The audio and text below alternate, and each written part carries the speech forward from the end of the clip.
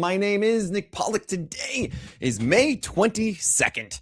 And yes, we are going to talk about baseball. Sandy Alcantara, oh my gosh. 6 innings, 6 earned runs, 9 hits, 0 walks, and 3 Ks. It was against Atlanta. And here's the thing. We kind of said last time that it might be time to drop Sandy. And I actually did in my 12-teamer, which is even a quality start league, because I had a lot of arms we all like Peyton Tolley and Connor Prelip and Troy Melton and Connolly Early and Cam Schlittler and so on and so forth, where I found myself in a situation that Sandy, while having more upside for the long term, was a bigger risk than everyone else. It was a case where I had a good staff already, and I don't need to go after this. And I really want you to consider that too in your 12 teamers. I'm not saying that Sandy can't be better, right? We saw it last year, but we also had to wait, 4 months for it?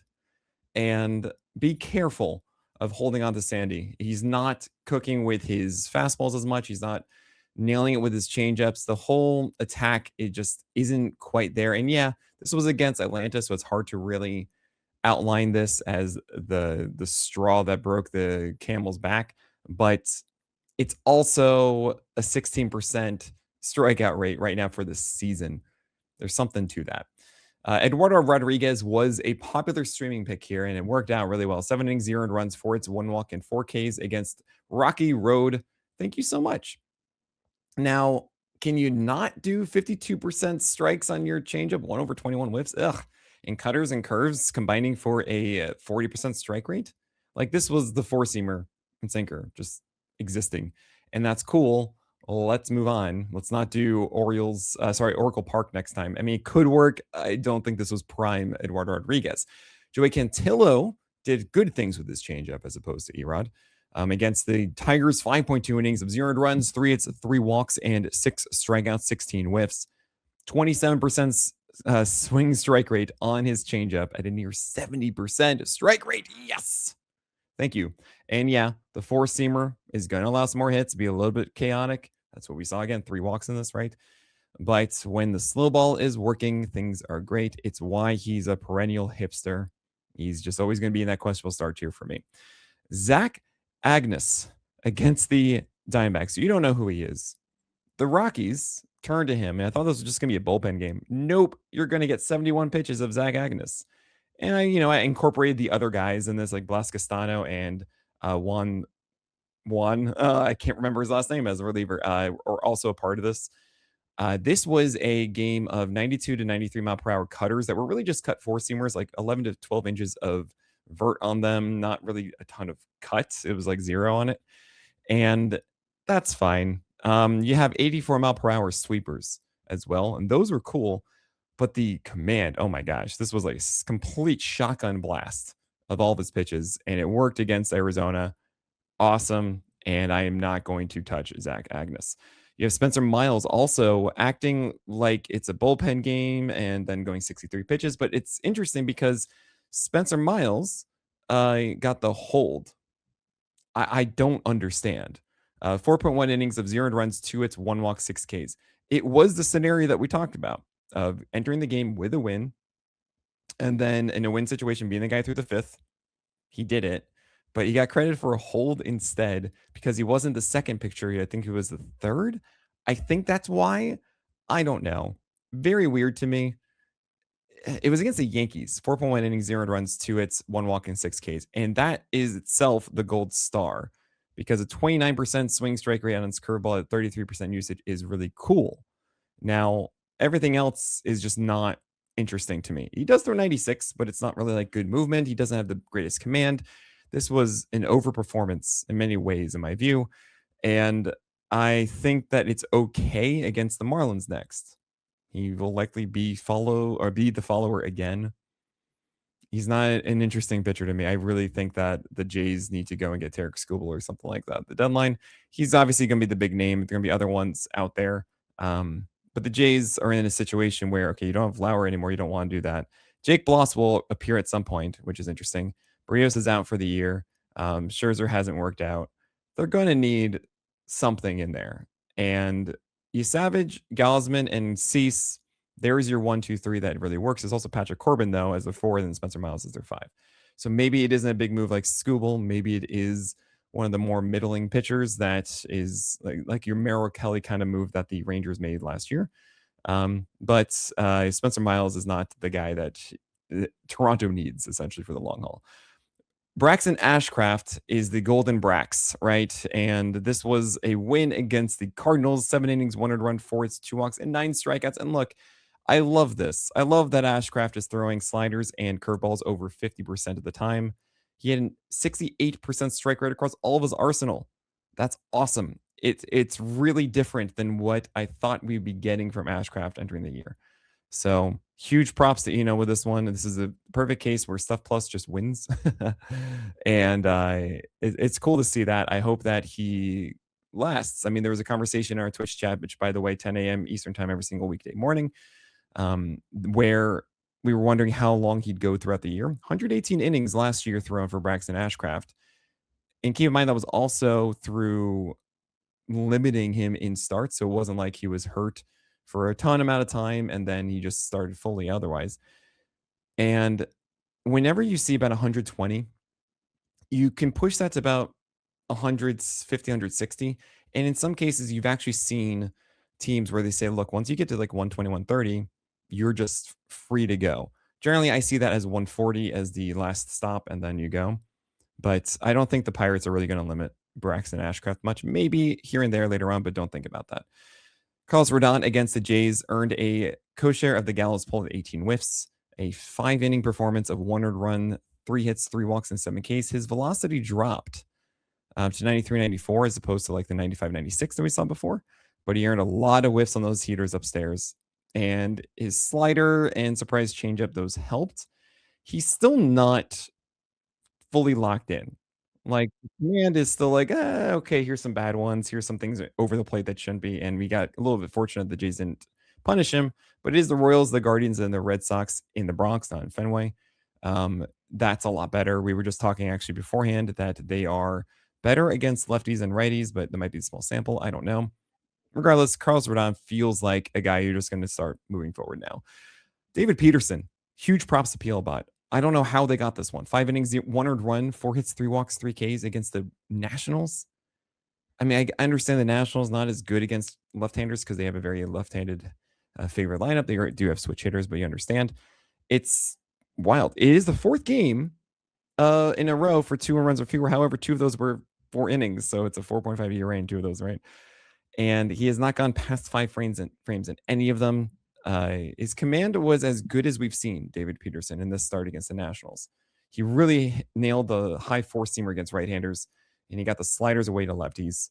It's just, I don't buy this at all. He always has these moments, and also he wriggled out of these jams. I mean, he had at least 2 base runners in 3 of 5 of his innings, right? He only allowed 1 earned run. One of them was walking the bases loaded in the first. So all 3 of his walks were in that first, and he rebounded from that, got out of it. I just, good stuff. All right. Good job, Peelbot. You were really close to not getting this win. Luis Severino against the Angels, 7 innings of 200 runs, 3 hits, 0 walks, and 10 strikeouts. He had a golden goal, sharing, of course, the Gallows Bowl at 18 whiffs and 35% CSW with Carlos Rodon. I've been losing faith in Severino. And the thing is, he has proven himself to be good on the road still, right? He's allowed 2 earned runs or fewer in 5 of his last 6, and 4 of those were actually all but 1 of those, rather, was on the road, right? So the why he's had this good stretch is because of that. He goes into Sacra Verde against the White Sox next time. I'm not as into that, but then he will have 2 starts on the road, including the Astros after, and that might be good. It's really nice to see the sweeper looking beautiful down and away against right-handers, and the cutter being effective out pitch and foul ball pitch, jamming left-handers as well. That's the good version of Sevy to me. So this was awesome to see. Cade Cavalli against the Mets, 7 innings, 200 runs, 4 hits, 1 walk, and 9 strikeouts against the Mets. And you might remember something, that the Mets were the team that Cavalli also struck out 10 against. He did against another team as well. But I understand that people are leaning into Cavalli maybe being a breakout season right now. I get that. I imagine that there are people saying that kind of stuff. But remember that he only has 4 games where he's allowed more than 5 induced more than 5 strikeouts. Only 4 games this season. I believe he's has 11 starts now. And half of those are against the Mets, right? He's not going to continue facing the Mets. I think like Nationals are like done with the Mets series for a while now. I really don't believe that this is going to continue this way. He breaks the Wasker rule. And now he's also going to get the left-handed heavy Guardians, and then he's going to get the Marlins, who can also throw up lefties in there. He will get right-handed focus the Diamondbacks, and maybe that's the real thing here. But remember, Cade Cavalli, yes, he has 2 breaking balls. He has a little bit more separation with it with the sweeper, but really it's one that he's extracting into 2 different ones. And it's a good one. It's like 86 mile per hour breaking balls. That's great. But then the four-seamer and the sinker are just not it. It was a 37% usage of the four-seamer at 58% strikes and 1/31 whiffs. I understand you like the velocity and stuff, but guys, the Mets are bad. Cade Cavalli took advantage of them twice. That, to me, is driving so much of this. I don't really see a breakout season for Cade Cavalli. Jose Soriano against the Athletics, away from Sacra Verde, though. So 6.2 innings of 200 runs, 6 hits, 1 walk, and 7 Ks. He just couldn't finish that 7th. He allowed another earned run and two hits in that inning after 1 earned run through 6 with just 4 hits and 1 walk. But this is fine. I mean, he's really much better than he was last year. He's held it for a while now. 4 main pitches of a 60% strike rate. Only 1 on 4 on sliders, and that was actually the one thing I was really hoping for last year with Soriano. But I will say, it is an interesting moment because, yes, he had this amazing, 5, 6 starts to begin the year. And then it has been more of the typical Soriano. If you really look at it just in the last 5 games of having some good starts and bad starts, maybe it's a 6 game run. 2 of them against the White Sox, 1 of them against the Dodgers. The Dodgers one, obviously, very, very unfortunate last frame. What I'm trying to get at is there are a lot of times that we think that pitchers are having breakout seasons when instead they have like this one grouping of just amazing run, and then the heavy majority of the season after is the normal self, right? And I think it's really important to frame it like that because, yes, pitchers can find this rhythm and be, oh my gosh, I'm doing this thing, and then showcase that it's not sustainable for them to do that. So I'm happy where we are with Soriano. I'm not trying to say that he's bad. I'm not at all. We're going to keep rolling with it. I just am undecided about its legitimacy for the rest of the year yet. You have Casey Mize against the Guardians. I saw 6.2 innings of 200 runs, 4 hits, 0 walks, and 4 Ks. And I thought to myself, oh man, clearly the slider is the winner again. And nope, that was not it. The slider was actually really bad. It was a 48% strike rate on that slider here against the Guardians. Well, it was against a lot of lefties, right? Because it is the Guardians. And the splitter was great. The splitter was just like a 25% swing strike rate, lots of strikes with it. It was awesome. But the 92 to 93 mile per hour four-seamer and in that slider, like, were not good. So I'm a little worried about that. It's the Angels next. He will get more right-handers, and maybe the slider will be back to normal. And maybe I should just be celebrating that the splitter was great. Maybe that's the calling card here. Like, look, splitter's looking really good against left-handers. That's awesome to see. Slider will be there for right-handers. Maybe that's the case, and I feel confident that Mize is going to be a Toby. So he gets the Angels next. That's fine. I'm not going to push him up into probable start yet, though. But we're looking at a much better Casey Mize than we did at the beginning of the year, in my view. Spencer Strider went against the Marlins, and we also had Dustin May go. I'm going to talk about those 2 guys, and of course today's and tomorrow's games after this break. Spencer Strider against the Marlins. 6.1 innings of 300 runs for its 2 walks and 9 strikeouts. And okay, this is what I'm going to express here. There are 2 major aspects of this start that I think are very important. 1, the four-seamer went 4 for 48 whiffs. And if you know classic Strider, that is just unacceptable. That is not the four-seamer of old, even though he is throwing with more vert than last year, about an inch more vert. It's better. It's not quite. Actually, I think it was 2 inches more in this one because it was in the dome, I believe, of Miami. It's not quite the same four-seamer as old because he's just not blowing this by guys. He's not throwing it down the middle and then just go, whoa, oh my gosh, right? So that's a negative against Strider. The positive is that he threw 14 changeups and 13 curveballs. And those changeups were a good whiff pitch and not a great strike pitch, but throwing those over the plate is a good thing when you have this fastball that guys are clearly gearing up for. They're focused on it. Only 4/48 whiffs. They're focusing so much on just that the secondaries need to throw strikes against lefties, and 14 strikeouts for what 56% strikes or something like that. 55. 13 curveballs are also there. I don't really think of this as a great curveball, but he kept it down 79, 80 miles per hour, and he did steal strikes. But I just I'm just a little bit weirded out. Like it's just a different pitcher, right? Strider is not the old Strider. Is he really a pitchability guy? Is this just the Marlins being the Marlins? I'm not quite sold. I'm going to keep starting him. I mean, you got 9 strikeouts, like awesome. But I don't know. And the slider is kind of interesting. Maybe there was something more to it that I'm missing at 86 miles per hour and getting more whiffs than a traditional slider does at that time, at that rate. And again, it could be because guys are prepping for the four seamer so much, but I guess I'm a little bit curious as to why they're prepping so much for that one when there are a lot of guys that have a similar one and don't have the same results on their slider or secondaries, right? It's not as overwhelming as it used to be. I don't know. I'm really excited to see more Strider and really get a good sense of it throughout the year. Dustin May against the Pirates, a little bit of a disappointing one. 5.1 innings of 4 runs, 6 hits, 2 walks, and 7 Ks. But this was a careful Icarus. I mean, he was cooking, like killing it through 5 frames. Cutter was so good to lefties. The sweeper wasn't the devastating pitch to righties, though. Only 1 for 5 strikes, and it's so interesting because May is actually performing better to lefties right now.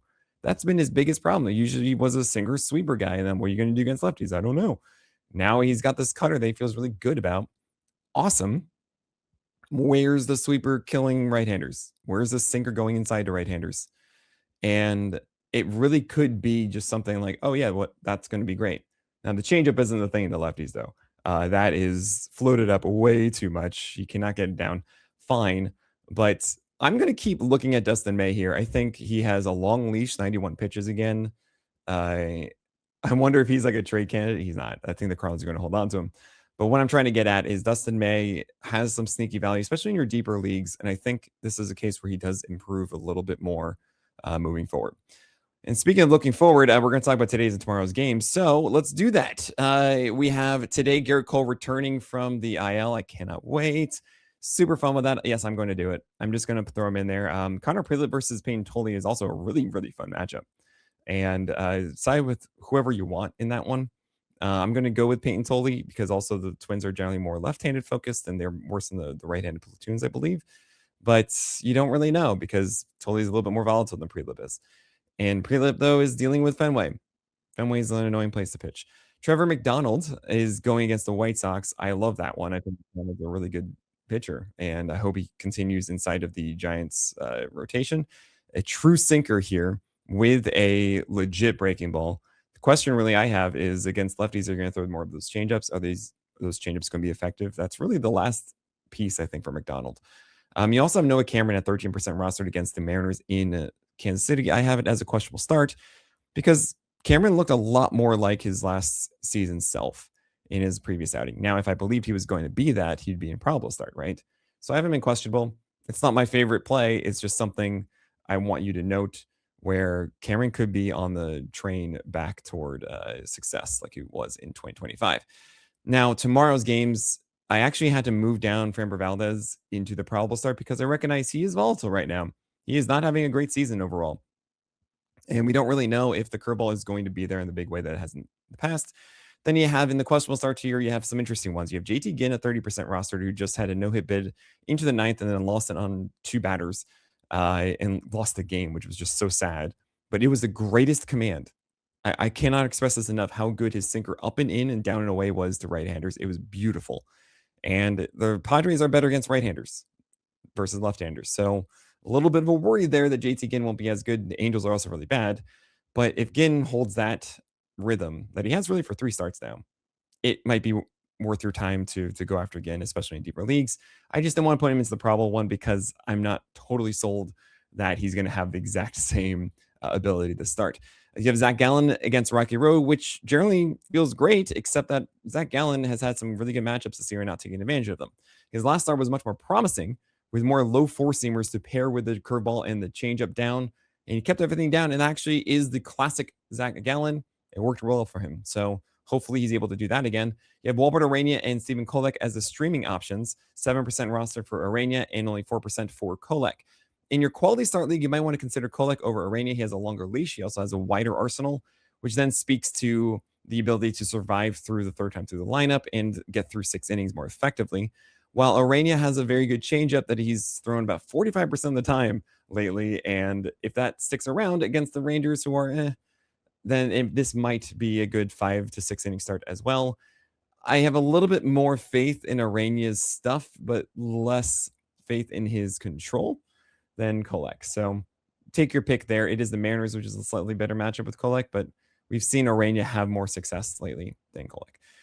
There's also Colin Ray as an option against the Astros. I'm not going to go for it because I just don't feel like the ceiling is that high. We haven't seen super overwhelming Colin Ray, save for like great matchups. You can say what you want about the Astros, though. The Astros are a weird offense where they even lost Altuve now. So we just Alvarez you got to worry about. I could be wrong there, but that's how it feels. And maybe that's not really that great. So I just pushed them down to do not start, and I wanted to favor Arania and Kolek above that. And looking forward to Sunday, because why not? I'm not going to do a podcast tomorrow. You have Christian Scott, 9% roster. Remember, Tobias Myers is getting pushed, is starting today with Freddie Peralta going tomorrow, and then Christian Scott on Sunday. So Tobias Myers is opening, and I say opening because he's not stretched out yet, which means that Sean Manaea is going to follow likely today. And that actually could be a very sneaky win chance if you're looking for that. If you read the notes of the streaming article today, props to you because you would have seen that. You also have seen that you're getting 25% off Peel Pro this weekend only for Memorial Day at Memorial 25. That is the promo code Memorial 25 to use for Peel Pro yearly at petros.com/premium. Go get it now, guys. This is the lowest we ever give away Peel Pro. Usually it's like 10 to 20%, maybe rarely 20%. 25% is the biggest one. It's 3 months free of Peel Pro. Like, you got to do this. It's going to last the full calendar year. We have so many tools that we use, like Mize and Start Grid for 14 days ahead. The best baseball Discord on the internet, an ad-free version of the website. All of my extra days of streamers for you, fully ranked every single day to get the edge on your league mates. And our Process Plus rolling charts, our league import tool that we're going to be unveiling later this year as well, where that gives you our pitcher list ranks for your free agents. So many things you get with PL Pro, and we're just keep improving it every season. So definitely check that out. Get 25% off PL Pro yearly right now. Memorial 25 at pitchers.com/premium. And Christian Scott, 9% rostered against the Marlins. Yeah, that's a probable start for Sunday. Then you have Troy Melton returning, hopefully, on Sunday against Baltimore. I'm going for it. I think that Troy Melton has looked really good in rehab. I do still have a few question marks about Troy Melton's ability to overwhelm in the majors. He doesn't quite have that absurd pitch. It's all very good, but it's not, oh my gosh, look at this Max Meyer sweeper and slider, right? It's not that kind of situation. Oh my gosh, look at River Ryan's slider. It's not that case. So I'm not saying he's going to be top 20 or anything like that. It really depends on the command and everything, which can be off. But I'm excited. I think the stuff is there. I think you're going to roll with him. It might be a little bit limited. So I might be too aggressive here. I think if you got him, you start him. And Noah Schultz also is an option in Oracle Park. He looked much better with his command overall last time out. Hopefully that does stick again in a good matchup. 17% roster there. There's also Peter Lambert, but it's against the Cubs. I don't really want to do that one, but I can see how it could work. And Reed Detmers, I think you should move on from, but it is the Rangers. And there's a chance that you can get that slider command back in order. All right, that is it for today. Thank you all so much for supporting what we do here at Pitcher List. My name is Nick Pollock, and may your BABIPs be low and your strikeouts high.